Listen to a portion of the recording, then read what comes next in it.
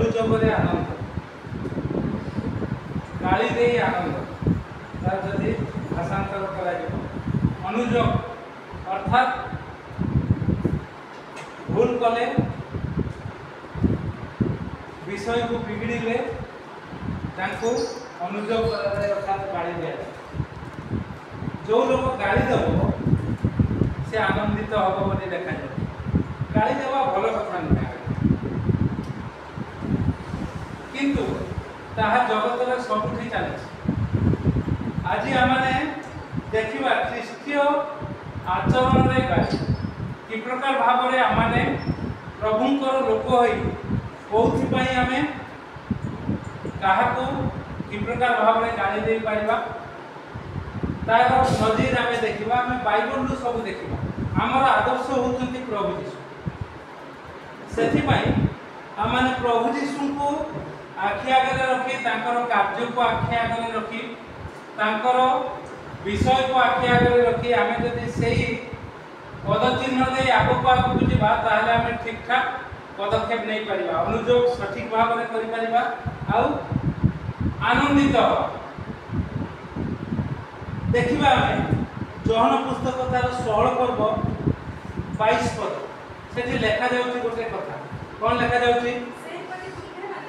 वर्तमान दुख पाउछ कि तुम पुनर् तुमको दर्शन देबी और तुमको हृदय आनंदित हेबो तो केही तुमको आनंद हरण करिवो नाही केही आनंद हरण करि पाइबो नाही गाली देई आनंद पढिबा मार्क 8 पर्व 32 एवं 33 मार्क 8 पर्व 32 एवं 33 प्रभु यीशु जते बळे कथा कहउचंती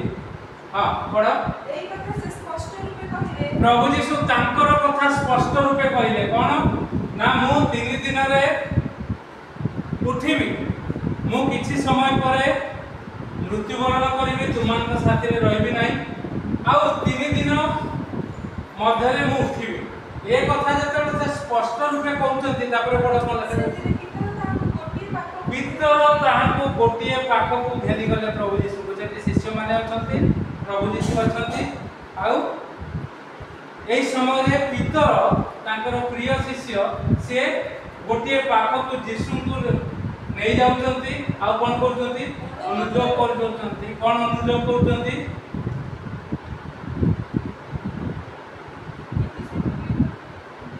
अनुजोग पितर तांको गोटिए पाख को नहीं जाई अनुजोग कले से अनुजोग कले यदि आपण पढिबे लुक पुस्तक तार 18 पर्व 42 पद रे एटी स्पष्ट लेखा अछि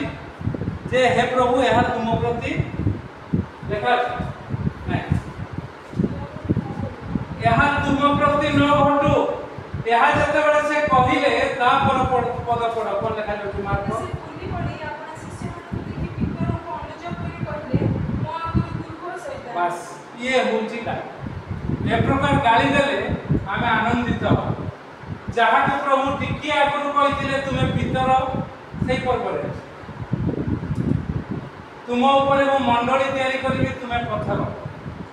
आ ता परे परे पितर जते बळे ए प्रकार पदक्षेप ईश्वरଙ୍କର इच्छा सफल करने को जो माने विरोध करते जो माने ताकू अणदेखा करते आ जो माने ताकू अस्वीकार करते से समय आम से अनुजोग करवा दरकार आ अनुजोग रे आम आनंदित हवा दरकार से ज्ञानी सोलोमन कहते 25 पदरे मात्र जो माने ताहाकू अनुजोग करती रास्ता ताहाकू 24 पद दुष्ट लेखा जाए दुष्ट को देख दुष्ट को जो माने अनुरोध है पितर दुष्ट हो प्रभुंकर इच्छा सी तो मरबे सी तो कष्ट पाइबे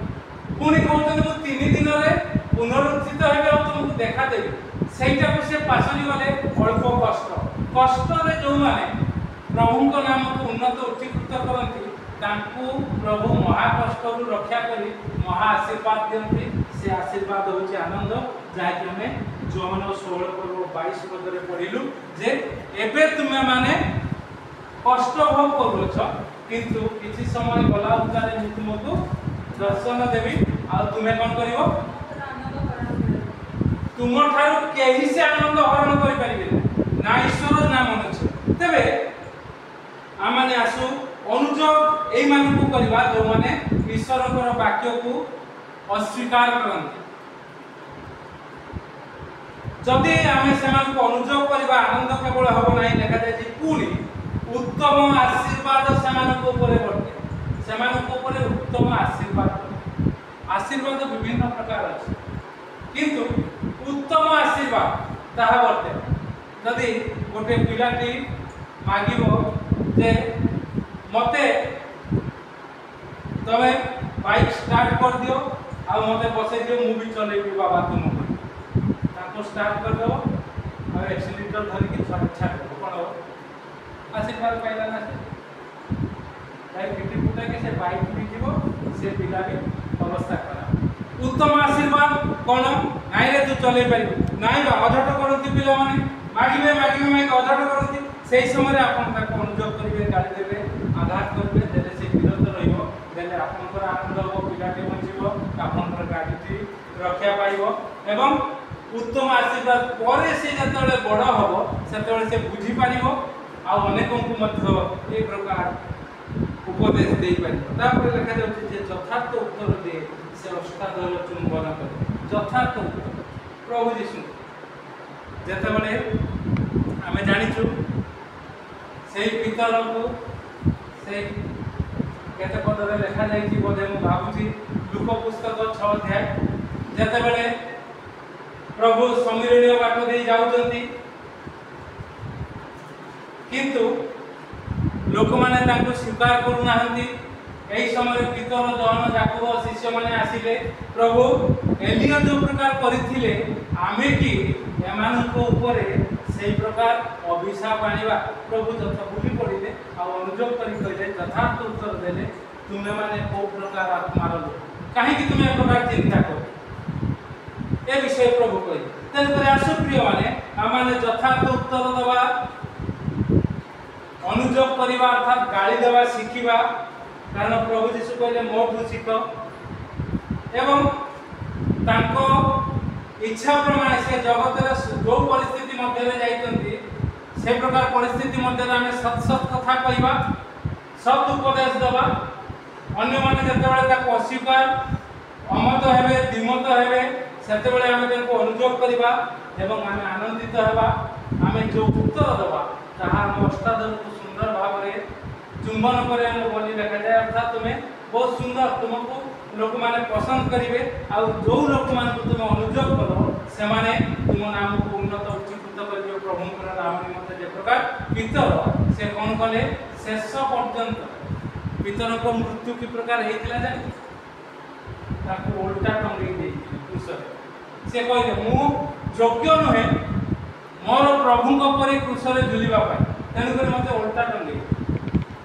ए पितर जहाँ प्रभु अनुजोग करथिले प्रभु आपन मते अनुग्रह आशीर्वाद मते आसु ए प्रकार भाव रे संसार रे आमे यथार्थ पदक्षेप नै प्रभु को नाम को उन्नत उच्चीकृत करू वाक्यर आधार रे आ प्रभु भगवान को महिमा प्रशंसित हो ए समय